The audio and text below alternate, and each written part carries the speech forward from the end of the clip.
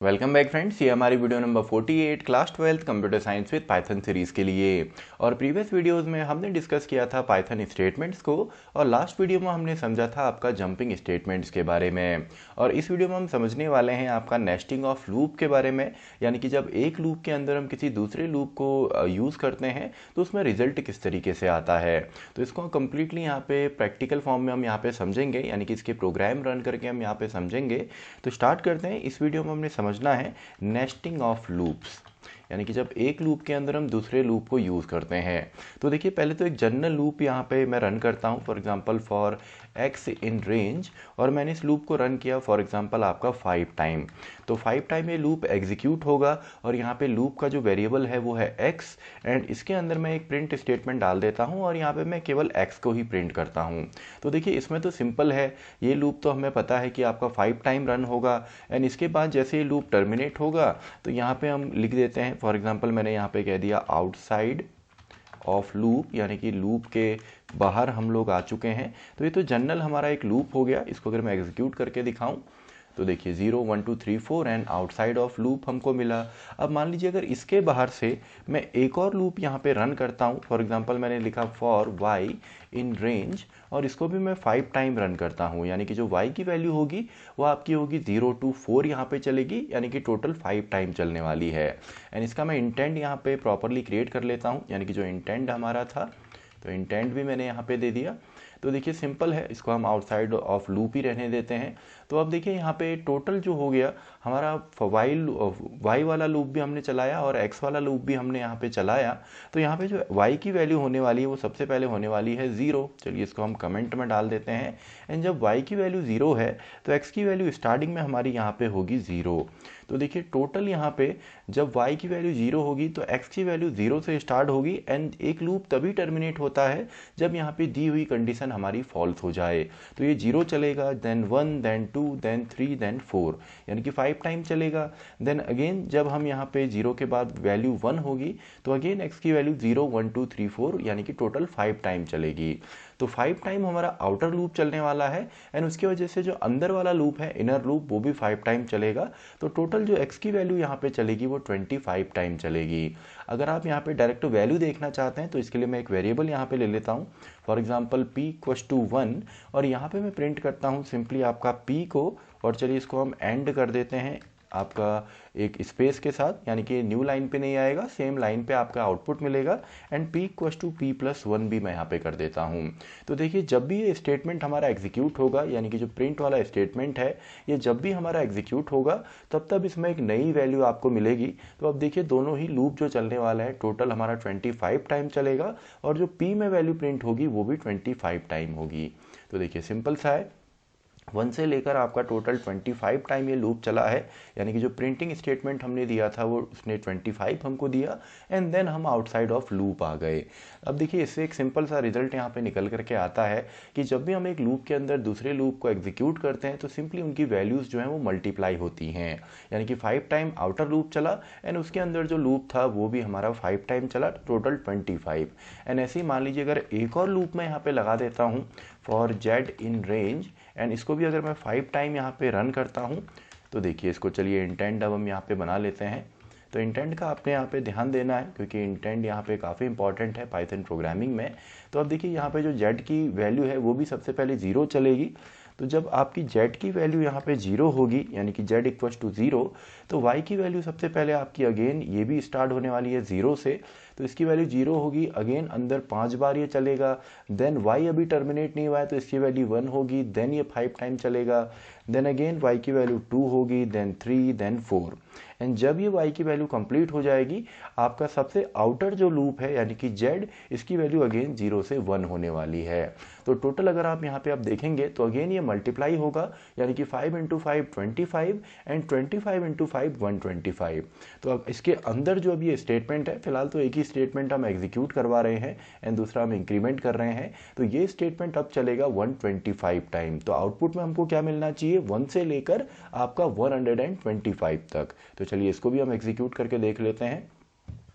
तो देखिए सिंपल सा है, 1 से लेकर टोटल 125 टाइम हमारा ये लूप ने यहाँ पे वर्क किया है। तो इसके बाहर से अगर आप एक और लूप रन करेंगे, यानी कि 5 टाइम एक और लूप अगर आप चलाते हैं या कितने भी टाइम आप चला सकते हैं, तो टोटल यहाँ पे जो वैल्यू चलेगी वो चलेगी 125 इंटू 5। यानी कि जब भी हम नेस्टिंग करते हैं लूप की, तो इसमें आपकी जो वैल्यूज़ हैं वो मल्टीप्लाई हो जाती हैं। तो इसके बाद चलिए यहाँ पे हम कुछ पैटर्न्स को क्रिएट कर लेते हैं, क्योंकि जब भी हम नेस्टिंग करते हैं तो इसका हम पैटर्न प्रोग्रामिंग यहाँ पे करते हैं। तो सबसे पहले तो एक जनरल पैटर्न हम क्रिएट करते हैं, यानी कि जिसमें number of rose and column हमारे सेम होते हैं। तो इसमें मैं लिख देता हूँ फॉर एक्स इन रेंज, और यहाँ पे मैं इसको लिख देता हूँ 1,6, यानी कि 5 टाइम हमारा ये लूप चले। एंड इसके अंदर फॉर वाई इन रेंज, और इसको भी मैं करता हूँ 1,6। तो देखिए जब भी आप यहाँ पे लूप को क्रिएट करते हैं, बेसिकली इससे हम पैटर्न्स ही क्रिएट करते हैं। तो मैं यहाँ पे प्रिंट कर देता हूँ आपका स्टार पैटर्न को ही, यानी कि एक स्टार मैं यहाँ पे प्रिंट कर देता हूँ। एंड देन मैंने यहाँ पे कर दिया एंड इसमें मैंने दे दिया स्पेस। एंड देन देखिए अगर मैं इतना ही यहाँ पे इसको छोड़ देता हूँ, तो आपकी जो वैल्यू यहाँ पे आएगी वो आपका एक ही लाइन में प्रिंट होगा। तो नेक्स्ट लाइन में जाने के लिए हम प्रिंट स्टेटमेंट यहाँ पे करते हैं, यानी कि जब सबसे पहले x की वैल्यू होगी 1 और तब y की वैल्यू चलने वाली है 1 to 5। अगेन जब x की वैल्यू होगी 2, देन अगेन y की वैल्यू चलेगी 1 to 5। तो इस तरीके से 5 टाइम सिंपली हमको रिजल्ट यहाँ पे मिलेगा। तो देखिए सिंपल सा है। अब देखिए पैटर्न यही होगा, लेकिन इसमें आप चाहें तो सिंबल्स अलग अलग प्रिंट कर सकते हैं। जैसे अभी मैंने यहाँ पे स्टार प्रिंट किया, तो अगर मैं यहाँ पे स्टार की जगह अगर मैं यहाँ पे फॉर एग्जांपल वाई ले लेता हूँ, तो वाई की वैल्यू प्रिंट होगी। वाई की वैल्यू क्या होने वाली है, हर बार सबसे पहले जब वाई चलेगा, जब एक्स की वैल्यू, चलिए मैं यहाँ पे लिख भी देता हूँ, जब x की वैल्यू 1 होने वाली है तो y की वैल्यू चलने वाली है आपका 1, then 2, then 3, then 4, then 5। And इसके अंदर हमने y को ही प्रिंट किया, तो पहली लाइन में 1 to 5 प्रिंट होगा, अगेन सेकेंड लाइन में 1 to 5 प्रिंट होगा। तो इस तरीके से यहाँ पे पैटर्न बनने वाला है। तो देखिए 1 2 3 4 5। तो इसकी जगह अगर हम x को प्रिंट करेंगे, तो आई होप आपने गैस कर लिया होगा कि सबसे पहले यहाँ पे x की वैल्यू हो रही है 1 एंड y की वैल्यू हो रही है 1 2 3 4 5, यानी कि 5 टाइम ये इसके अंदर जो भी स्टेटमेंट है उसको एग्जीक्यूट कराएगा। लेकिन x की वैल्यू सबसे पहले 1 है, तो 5 टाइम 1 आएगा, देन 5 टाइम 2 आएगा, देन 5 टाइम 3 आएगा। देखिए इस तरीके से सिंपल सा है। एंड इसमें अगर आप यहाँ पे सिंपली जैसे हमने एक वेरिएबल को लिया था, उसको हमने इंक्रीमेंट किया था, अगर आप वो करते हैं तो आपको यहाँ पे इंक्रीमेंट होता हुआ भी नजर आएगा। इसके बाद एक और पैटर्न होता है जिसमें हम इसी को क्रिएट करते हैं, यानी कि पैटर्न तो इसी तरीके का बनता है। आउटपुट में यहाँ पे दिखा देता हूँ। देखिए पैटर्न यही होगा, लेकिन हम चाहते हैं कि यहाँ पे रोज तो हमारी 5 आए, लेकिन हर रो में आपका एक एक का इंक्रीमेंट हो, यानी कि सबसे पहले केवल एक ही जगह प्रिंट हो, सेकंड लाइन में 2 बार प्रिंट हो, थर्ड लाइन में हमारे 3 प्रिंट हो, फोर्थ लाइन में हमारे 4 प्रिंट हो। तो इसका भी लॉजिक हमारा सिंपल सा होता है। यहाँ पे हम लिख देते हैं कि 1 से तो ये स्टार्ट हो, क्योंकि एक तो हमने प्रिंट करना ही है, और ये हमारा चले x+1 तक, यानी कि x की वैल्यू सबसे पहले 1 है, तो 1 + 1 2, यानी कि 1 से लेकर केवल 1 तक ही जाएगा। और देन x की वैल्यू जब यहाँ पे 2 हो जाएगी, इसकी वैल्यू 2 होगी, देन यहाँ पे 2 + 1 यानी कि टोटल वैल्यू 3, एंड वैल्यू जो चलेगी वो चलेगी 1 and 2। तो इससे हमारा क्या बनेगा, simply write angle triangle type का हमको यहाँ पे मिलेगा। देखिए इस तरीके से, यानी कि पहले 1, देन 2, देन 3, देन 4, देन 5। तो देखिए लॉजिक इसमें सेम रहता है, बस आप यहाँ पे सिंबल्स को चेंज करते हैं। ऐसे ही कई बार हमको एग्जाम में पूछा भी जा सकता है, वैसे क्लास 12th में नहीं पूछा जाता, 11th के ये क्वेश्चंस हैं।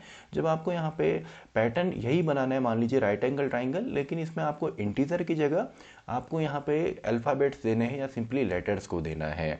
तो देखिए लेटर्स के लिए हम सिंपली इसको यूज़ कर सकते हैं, जो हमारा लॉजिक है 65 से लेकर सिंपली यहाँ पे 70 तक। अब देखिए 65 मैंने यहाँ पे क्यों लिखा, क्योंकि आस्काई कोड जो होता है उसमें आपका जितने भी हमारे सिंबल्स होते हैं आस्काई के, उनका एक आस्काई नंबर होता है। तो 65 हमारा होता है अपर केस ए का, ऐसे ही 66 होता है अपर केस बी का, देन 67 होगा सी का। तो यहाँ पे हम 65 को यूज़ कर रहे हैं। देखिए 65 से लेकर यहाँ पे अगर मैं x+1 ही रहने देता हूँ तब भी कोई प्रॉब्लम नहीं है, और फिलहाल हम यहाँ पे x को प्रिंट कर रहे हैं। तो x में तो जो वैल्यू आएगी वो आएगी 65 फर्स्ट टाइम, देन 66। तो देखिए अभी तो वैल्यू सिंपल सा है, इंटीजर यहाँ पे आने वाली है। अब इनको सिंपली मैंने कन्वर्ट करना है आपका लेटर के अंदर। तो लेटर में कन्वर्ट करने के लिए एक हमारा फंक्शन होता है CHR फंक्शन। CHR फंक्शन में अगर हम x को प्रिंट करते हैं तो x की वैल्यू सबसे पहले होगी 65, एंड 65 कन्वर्ट होके आ जाएगा आपका a।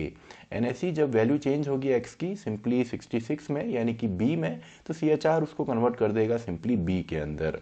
देखिए इस तरीके से A then B then C and again अगर आप यहाँ पे x की जगह y करते हैं तो आपको ए बी सी डी यहाँ पे मिलेगा।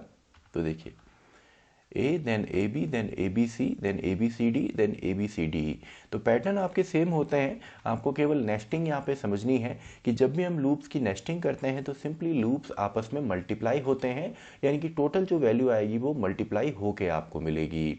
तो आई होप आपको समझ में आ गया होगा कि कैसे हम नेस्टिंग करते हैं एंड नेस्टिंग का कॉन्सेप्ट किस तरीके से यूज होता है पाइथन प्रोग्रामिंग के अंदर। तो इसी के साथ हमारी ये वीडियो भी खत्म होती है, वीडियो नंबर 48। तो मैं मिलता हूँ आपसे नेक्स्ट वीडियो में, वीडियो नंबर 49।